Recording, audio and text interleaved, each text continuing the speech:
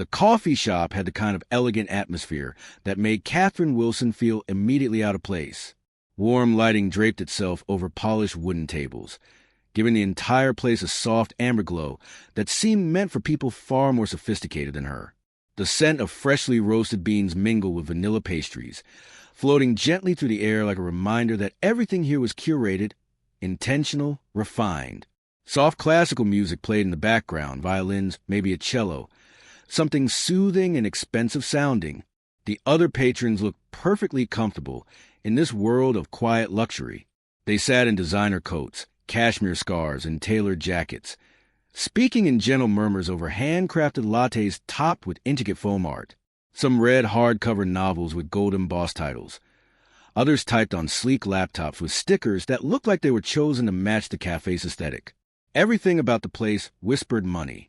Catherine felt like an imposter. She sat at a corner table, her back straight with nerves, her hands twisting anxiously in her lap. Her simple white dress, clean, yes, but far from elegant, felt painfully plain compared to the tailored, high-end clothing around her. Her blonde hair was pulled back with a tiny plastic clip she'd bought at the dollar store. She tried to look presentable, but in this upscale establishment, she felt exposed, out of her depth, out of her world. Beside her, her 4-year-old son Ethan swung his legs under the chair, humming softly as he colored. His blue overalls were slightly faded, the knees a little worn from playground adventures, but he looked sweet and content, completely unaware of the knot of dread swelling inside his mother's chest. She brought crayons and a small notebook for him, hoping it would help keep him occupied. Every few seconds, Catherine's eyes darted toward the door. Her shoulders tightened, her stomach clenched. She was seconds from bolting. This blind date had been a mistake, a massive one. Her best friend Rachel had insisted she needed to get back out there, and Catherine had reluctantly agreed after weeks of pressure. Michael Preston is perfect, Rachel had declared, showing her a photo of a man who looked like he belonged on a magazine cover. Wealthy, confident, gorgeous. The kind of man who would take one glance at Catherine's life. The double shifts, the tiny apartment, the second-hand clothes, the ever-present exhaustion, and disappear faster than a puff of steam from a latte. Catherine had tried to cancel when the babysitter bailed at the last minute. She'd sent a long text apologizing, explaining everything, even offering to reschedule. She'd expected annoyance or disappointment, maybe even relief. But Michael had replied, "Don't worry, bring him. We'll make it work." She had stared at the text for a solid minute, bewildered. Most men she'd known weren't even interested in dating a single mom, let alone going on a first date with her child sitting beside her. Still, she didn't want to go someone who'd been nothing but polite. And so, against her better judgment, she'd come. Now here she was, trapped in what was about to become the most painfully awkward blind date in human history, with her preschooler as a third wheel. "Mommy, look." Ethan held up his picture, a bright crayon drawing of a house and a massive smiling sun with an oddly large head. "I made you a home with a happy sun because you said we needed happy things today." Catherine's heart tightened. Oh, her sweet boy. Always trying. Always giving. Even when he didn't understand what was wrong. "It's beautiful," she whispered. "Thank you, honey." She kissed the corner of the page. Then the cafe door opened. A gust of cool air swept in, and Catherine's pulse skyrocketed. A man stepped inside, scanning the room. Her breath hitched. It was him. Michael Preston. He looked even better in person. Mid-30s, dark hair styled back with effortless precision, tall, confident. His navy suit looked custom, sharp lines, expensive fabric, the kind of quality Catherine had only seen on TV. His presence alone seemed to shift the atmosphere of the coffee shop. He carried himself with an easy certainty that made Catherine feel even smaller than she already did. He saw her. His expression warmed instantly. He walked toward her with a smile that was confident but disarming. Catherine stood so fast her knee hit the table, nearly knocking over Ethan's cup of water. "Mr. Preston, I'm so sorry. I tried to tell you I had to bring my son, and you said it was fine. But I should have insisted on rescheduling because this is completely inappropriate for a first date, and I understand if you want to leave." "Catherine." Michael's voice was gentle but steady. "Take a breath." She froze, inhaled sharply. He smiled again, pulled out the chair, and sat down like nothing about this situation was strange. Then he turned to Ethan. "Hi there. I'm Michael. What's your name?" Ethan studied him with the solemn intensity only a child can manage. "Ethan James Wilson," he said proudly. "I'm 4 3/4, and I'm good at drawing. Want to see?" Michael leaned forward. "I would love to see." Immediately, Ethan began showing him every drawing in his notebook, each with a long, enthusiastic explanation. And Michael listened, really listened. He asked questions, complimented details, treated Ethan like a whole human being instead of the inconvenience most men saw. Catherine sat there speechless. Her ex, Derek, had barely reacted when she told him she was pregnant. Actually, no, he had reacted by leaving, by saying he wasn't ready for that kind of responsibility, and disappearing before Ethan was even born. And yet here was a stranger, a wealthy, intimidatingly successful stranger, treating her son with more respect than Derek ever had. After Ethan's impromptu art exhibit, Michael ordered a coffee for himself, a hot chocolate for Ethan, and a plate of pastries. "You didn't have to do that," Catherine said softly. He already had dinner. Michael shrugged. "What's a coffee shop visit without pastries? Besides, I think Ethan and I are going to be good friends." Ethan beamed, chocolate already smudged on his cheeks. Catherine exhaled slowly, steeling herself. "Michael, I'm sorry again. I know this isn't what you expected when Rachel set this up. Most men would have walked out." Michael looked at her, expression softening. "Can I tell you something?" he asked. She nodded. "When you texted me about bringing your son, I wasn't disappointed." He paused. "I admired you. You didn't lie or cancel. You were honest. You put your son first. That told me more about you than any perfect first date ever could." Catherine's lips parted, but she couldn't speak. Michael continued. "I meet a lot of people," he said quietly. "Women who pretend, who perform, who see my career before they see me. But you showed up with your life exactly as it is. No filters, no games. That's rare, and it's refreshing." Catherine's vision blurred slightly with tears. Nobody talked to her like this. Nobody looked at her like she was anything but a burden. Michael gestured to Ethan, who was licking powdered sugar off his fingers. "Tell me about him," he said. "Tell me about your story." Catherine swallowed hard. Catherine hesitated, her fingers tightening around the warm mug. No one ever asked for her story. Not really. People asked out of politeness or curiosity or to judge her. But Michael's expression held none of that. Only genuine interest. So she told him. "Ethan's father left before he was born," she said quietly. "He said he wasn't ready to be a dad. I was 24 and working as a receptionist back then, barely surviving on my own. But I could not have him." She paused, her throat tightening. "He's the best thing that ever happened to me, even though the timing was terrible." Michael didn't flinch. He didn't look uncomfortable or pitying. He simply listened. "I work 2 jobs now," she continued. "Receptionist during the day, waitress 3 nights a week. Ethan goes to a daycare I can afford, but it's not great. We live in a tiny apartment. I'm always behind on bills, always one emergency away from falling apart." She took a breath. "I don't have time to date.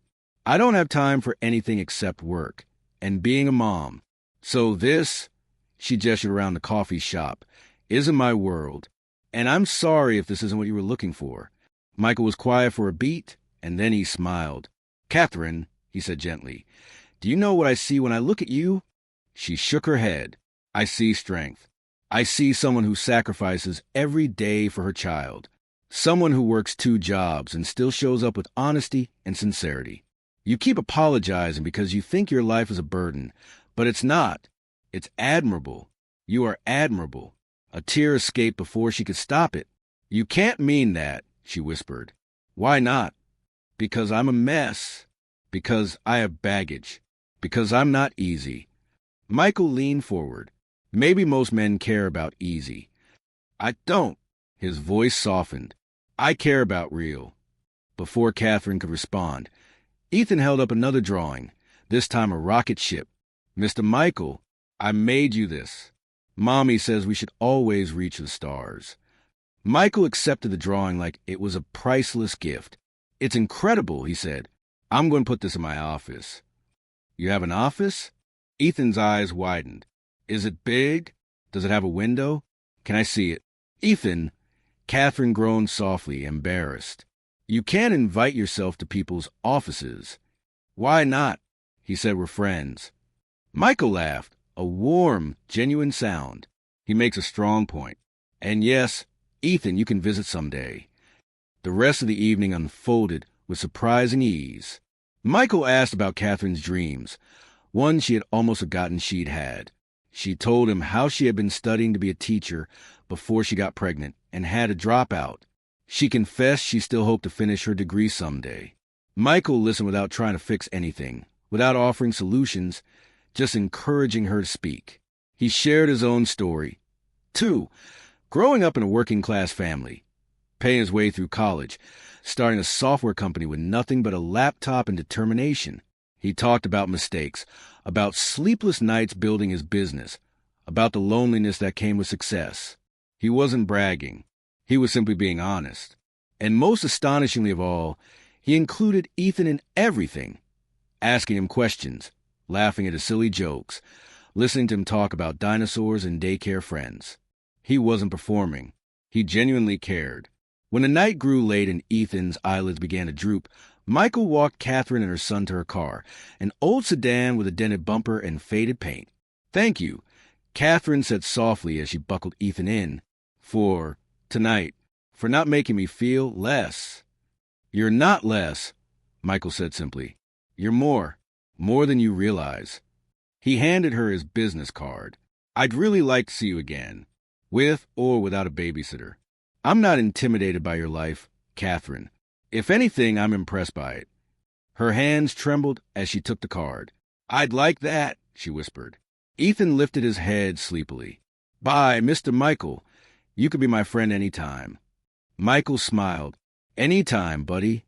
Over the next weeks, something unexpected happened. Michael kept showing up. He took Catherine to dinner, while Rachel babysat. Then another date. Then another. But the moments Catherine cherished most weren't the fancy nights out. They were the simple afternoons. Michael joining them at the zoo. Michael pushing Ethan on the swings. Michael sitting cross-legged on the floor of her tiny apartment, building Lego towers like it was the most important job in the world. He fixed her car when the engine failed. He attended Ethan's daycare family day when Catherine had to work a double shift. He never made her feel guilty for the chaos of her life. He simply stepped into it with kindness. 3 months into their relationship, Catherine finally voiced questions she'd been terrified to ask. They were in her small apartment, Ethan giggling as he tried to balance blocks on an ever-tilting tower. Michael steadied the base. Why are you doing this? Catherine asked quietly from the kitchen. You could date anyone. Someone without baggage. Someone easier. Why choose this? Why choose us? Michael placed another block and turned to her. You know what I realized on our first date? He asked. She shook her head. You kept apologizing. You kept saying you understood if I wanted to leave. Catherine, women who have everything together never show up to a first date with their child. They'd be too afraid of looking imperfect, too afraid of not impressing me. He stood and walked toward her, stopping just inches away. But you weren't trying to impress me. You were trying to protect your son. You were honest, even if it made you vulnerable. And I thought this is someone real, someone strong, someone I want to know. Tears filled her eyes. I was so sure you'd run. Run to what? He asked softly. Back to empty conversations and pretty faces that hide shallow hearts? No, I'll take real over perfect any day. He brushed her tears with his thumb. You're not chaos, Catherine. You're a miracle disguised as a struggle. 1 year later, Michael proposed in her tiny living room. Ethan, now 5, bounced up and down holding the ring box, barely able to contain himself. Mommy, say yes, so he could be my real dad. Catherine said yes through tears. Their wedding was small and beautiful. Ethan was the ring bearer, proudly marching down the aisle with his chest puffed out. When the minister asked if anyone objected, Ethan stood and declared loudly, "No way. Mr. Michael is the best. He's going to be my dad forever." The guests erupted in laughter. Michael wiped his eyes. Catherine's heart nearly burst. Years later, people often asked how they met. Michael always told the same story with the same proud smile. She apologized the whole time for bringing her son on a blind date. She thought she'd ruined everything. But all I could think was, why would I leave? She was showing me her life exactly as it was. And who she was extraordinary. Because sometimes the things we apologize for are exactly the things that save us. Sometimes the complications we're ashamed of turn out to be the very reasons someone falls in love. And sometimes the perfect person isn't the one who fits neatly into our life, but the one whose life is worth rearranging ours for. Michael had built a successful company, accumulated wealth, and earned recognition. But the night Catherine walked into that coffee shop with her 4-year-old son and an apology on her lips, he found something far greater. He found a family. He found truth. He found a love worth choosing, again and again. Because real love doesn't avoid complications. Real love says, let me help carry that weight. Let me be part of your story, exactly as it is. And that was exactly what both of them had needed all along.